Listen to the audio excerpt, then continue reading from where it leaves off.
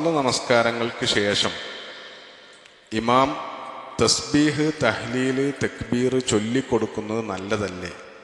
ഈദ് നമസ്കാര ദിവസം ഒരാൾ തക്ബീർ ചൊല്ലിക്കൊടുക്കലാണല്ലോ പതിവ്. ഇതാണ് ഒരു ചോദ്യമുള്ളത്. അപ്പം ഇതിലൊന്നാമത്തത്, ഈ പറഞ്ഞ തസ്ബീഹ്, തഹ്ലീല്, തക്ബീർ എന്നൊക്കെ പറയുന്നതൊക്കെ ബേസിക്കലി എന്താണ് ഇതിന് പറയാം നമ്മൾ? ഇതൊക്കെ ദിക്റുകളാണ്. ഇതൊക്കെ ദിക്റുകളാണ്.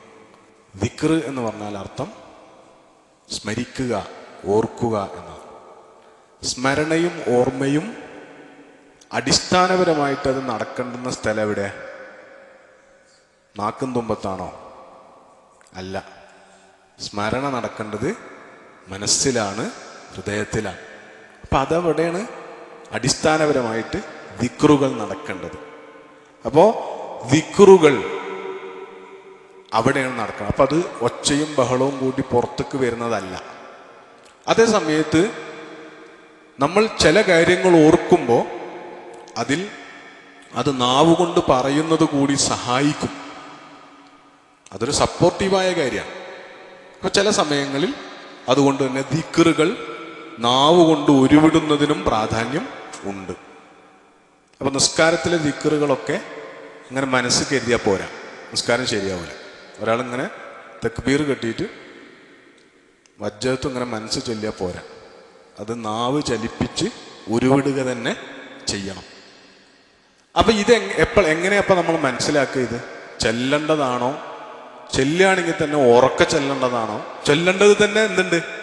അവനവൻ കേൾക്കുന്ന ശബ്ദത്തിൽ മാത്രം ചൊല്ലേണ്ട ദിക്റുകളുണ്ട്, പുറമേക്ക് കേൾക്കുന്ന ശബ്ദത്തിൽ ചൊല്ലേണ്ടുന്ന ദിക്റുകളും ഉണ്ട്. ഇതൊക്കെ ആരാ തീരുമാനിക്കുക? ഇതെങ്ങനെയാ നമുക്ക് മനസ്സിലാവുക? ഇത് അടിസ്ഥാനപരമായി ഇതൊക്കെ ആരാധനയായതുകൊണ്ട് ഇത് അള്ളാഹുവാണ് നിശ്ചയിക്കുക, ഏതൊക്കെ ദിക്റുകൾ എങ്ങനെയൊക്കെ എന്ന കാര്യം. അത് റസൂൽ സല്ലല്ലാഹു അലൈഹി വസല്ലമയിലൂടെ പഠിപ്പിക്കപ്പെടുകയാണ് ചെയ്തിട്ടുള്ളത്. അപ്പൊ റസൂൽ സല്ലല്ലാഹു അലൈഹി വസല്ലം വിശുദ്ധ ഖുർആനിൽ നിങ്ങൾ ശബ്ദമില്ലാതെ ഖുഫിയത്തായിട്ടാണ് ദിക്ർ ചൊല്ലേണ്ടത് എന്ന് നിർദ്ദേശിക്കുന്ന ആയത്ത് വിശുദ്ധ ഖുർആനിലുണ്ട്. ചില ഘട്ടങ്ങളിലൊക്കെ ഹജ്ജ് പോലുള്ള സന്ദർഭങ്ങളിൽ ഉറക്കെ ആർത്ത് വിളിച്ച് ദിക്റുകൾ, തക്ബീറുകൾ, തൽബിയത്തൊക്കെ സഹാബികൾ ചെല്ലിയ സമയത്ത് റസൂലുള്ളാഹി സ്വല്ലല്ലാഹു അലൈഹി വസല്ലം നിങ്ങൾ ചെവിപൊട്ടനായ അല്ലാഹനെയല്ല ദിക്ർ ചെയ്യുന്നത് എന്ന് പറഞ്ഞ് അത് വിലക്കിയ സന്ദർഭങ്ങളും ഉണ്ടായിട്ടുണ്ട്. അതേ സമയത്ത് റസൂൽ ചെല്ലിയ ചില ദിക്റുകളും പ്രാർത്ഥനകളും സഹാബികൾ കേട്ട സന്ദർഭങ്ങളും ഉണ്ടായിട്ടുണ്ട്. അപ്പൊ ദീനിൽ അതിന് തെളിവുള്ളതൊക്കെ നമുക്ക് ഉറക്കെ ചൊല്ലാൻ തെളിവുള്ളതൊക്കെ ഉറക്കെ ചൊല്ലാം. കൂട്ടായി ചൊല്ലാൻ തെളിവുള്ളതൊക്കെ കൂട്ടായി ചൊല്ലാം. അതല്ലാത്തത് ദീനിലെ അതിൻ്റെ രീതി അല്ലെങ്കിൽ സുന്നത്ത് അതാണ്, പ്രവാചകചര്യ അതാണ് എന്ന് മനസ്സിലാക്കി അങ്ങനെ ചൊല്ലുകയാണ് ചെയ്യേണ്ടത്. ഇപ്പം ഇവിടെ ചോദിച്ചത് നമസ്കാരത്തിന് ശേഷമുള്ള തസ്ബീഹ് ഇതിനെക്കുറിച്ചാണ്. ഇത് ഉറക്കെ ചൊല്ലേണ്ടുന്ന കാര്യമില്ല, ഉറക്കെ ചൊല്ലുന്നത് ശരിയല്ല. കാരണം എന്താ? റസൂൽ സല്ലല്ലാഹു അലൈഹി വസല്ലമയും സഹാബത്തും ഒന്നും അത് ഉറക്കെയല്ല ചൊല്ലിയത്. പിന്നെ അത് ഉറക്കെ ചൊല്ലുന്ന രീതി ഇടക്കാലത്ത് മദ്ഹബിന്റെ ഇമാമുമാരിൽ ചിലരൊക്കെ എന്ത് ചെയ്തിട്ടുണ്ട്? അനുവദിച്ചിട്ടുണ്ട്. അതിൻ്റെ ഉദ്ദേശം ദിക്ർ ചൊല്ലുക എന്നുള്ള ഉദ്ദേശത്തിൽ ഉറക്കെ ചെല്ലലല്ല. പുതുതായി ഇസ്ലാമിലേക്ക് കടന്നു വന്ന ആളുകളെ ഇതൊക്കെ പഠിപ്പിക്കാനുള്ള ഉദ്ദേശത്തിൽ ഇമാമ് ചൊല്ലിക്കൊടുക്കുക. ഇപ്പോൾ ആളുകൾക്ക് തസ്ബീഹ് ചൊല്ലലൊന്നും ഒരു നാട്ടിലുള്ള ആളുകൾക്ക് ഒരു നാട്ടിൽ ഒരു കോളനി പുതുതായിട്ട് ഇസ്ലാം സ്വീകരിച്ചു. അവിടെ അവർക്ക് നമസ്കാരത്തിന് നേതൃത്വം നൽകുന്ന ആൾ എന്ത് ചെയ്യേണ്ടി വരും? കുറേ കാലം അവർക്ക് ഈ ദിക്റുകളും പ്രാർത്ഥനകളൊക്കെ ചൊല്ലി ശീലിപ്പിക്കേണ്ടി വരും. അങ്ങനെ നിസ്കാര ശേഷമുള്ള ദിക്റുകൾ ഉറക്കെ ചൊല്ലുന്നത് അനുവദിച്ച ഇമാം ഷാഫി അടക്കമുള്ളവർ തന്നെ പറഞ്ഞത് ജനങ്ങൾ അത് പഠിച്ചു കഴിഞ്ഞാൽ ഈ ഉറക്കെ ചൊല്ലുന്നത് നിർത്തണം എന്നുമാണ്. മനസ്സിലായോ? കാരണം അത് ദിക്റിന്റെ അടിസ്ഥാന ലക്ഷ്യം പോകും. അല്ലെങ്കിൽ ഇത് വെറും ചൊല്ലലായി മാറും. നമുക്കിപ്പോൾ കുറേ ചൊല്ലലുണ്ട്. ഇപ്പം നമ്മൾ തന്നെ ആലോചിച്ചാൽ നമ്മൾ 33 വട്ടം സുബ്ഹാനല്ലാഹ് ചൊല്ലുന്നുണ്ട്. സുബ്ഹാനല്ലാഹിന്റെ അർത്ഥത്തിൽ എന്താന്ന് ചോദിച്ചാൽ ഒരു പള്ളിയിൽ 100 ആള് നിസ്കരിക്കാൻ കൂടിയിരിക്കണമെങ്കിൽ അതിൽ എത്ര ആൾക്ക് അറിയുന്നതാണ് നിങ്ങൾ കരുതുന്നത്? പഠിച്ചു വെച്ചൊരർത്ഥം പറയാനല്ലാതെ സുബ്ഹാനല്ലാ എന്നതിൻ്റെ അർത്ഥം എന്താണ്? അത് മനസ്സിൽ എന്ത് അള്ളാഹിനെ കുറിച്ച് എന്ത് സ്മരണയാണത് മനസ്സിലുണ്ടാക്കുന്നത്? ശരിക്ക് അത് അള്ളാഹുവിനെ, അള്ളാഹു എല്ലാ ന്യൂനതകളിൽ നിന്നും അള്ളാഹിനെ പരിശുദ്ധപ്പെടുത്തലാണ്.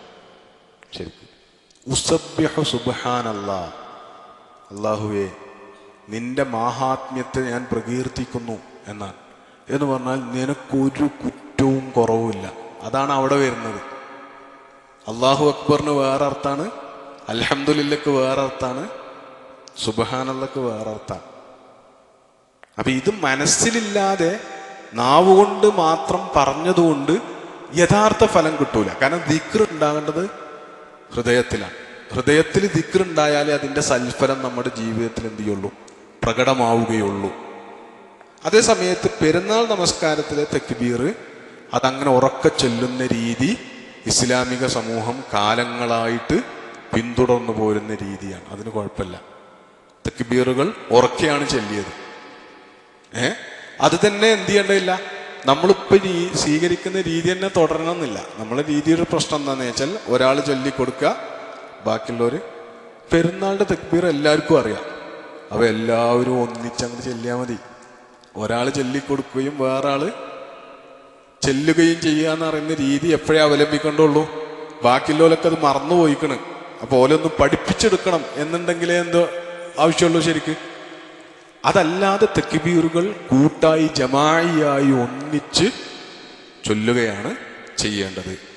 അപ്പോൾ ദിക്റുകളുടെ കാര്യത്തിൽ സ്വീകരിക്കുന്നത്, പ്രത്യേകിച്ചും ഇവിടെ ചോദ്യം വന്നത് നമസ്കാരത്തിന് ശേഷമുള്ള ദിക്റുകളെ കുറിച്ചാണ്.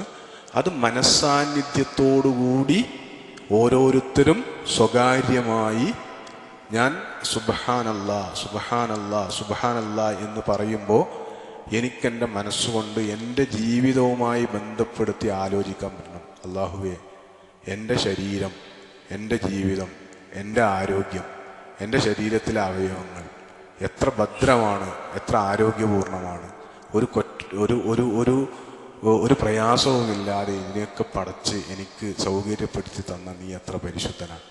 ഞാൻ നിനക്കൊരു ഉപകാരം ചെയ്തിട്ടല്ലല്ലോ. ഇത് മനസ്സിൽ വരുമ്പോഴാണ് അള്ളാഹിനെ ദിക്റുകൾ കൊണ്ട് അള്ളാഹുവിലേക്ക് അടുക്കുക എന്ന് പറയുന്നത് സംഭവിക്കുക. അപ്പോഴേ ഉള്ളൂ.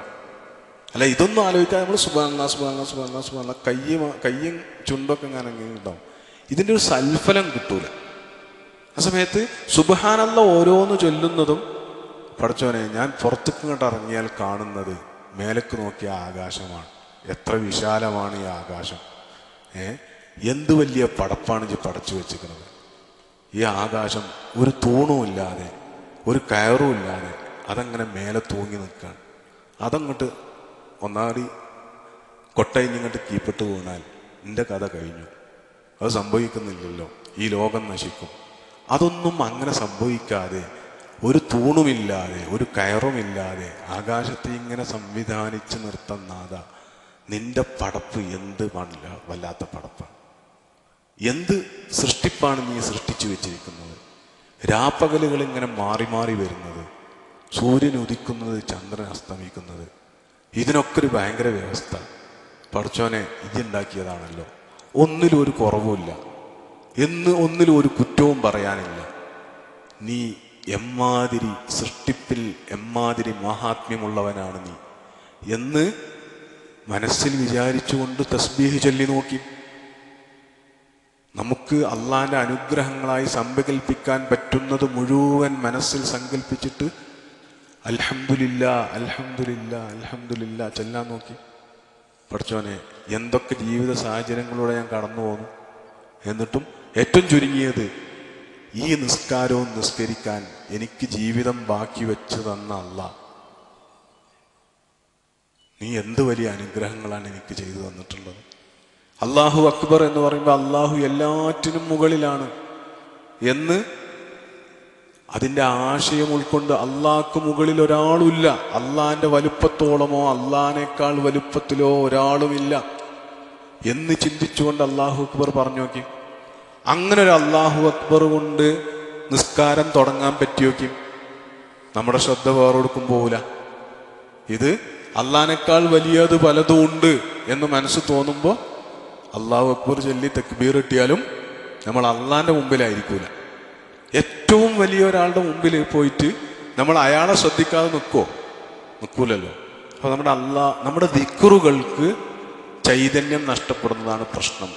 അപ്പൊ അത് മനസ്സിൽ തട്ടണം, മനസ്സിൽ ഉണ്ടാവണം അത് എന്നതാണ് അതിൻ്റെ പ്രധാനം.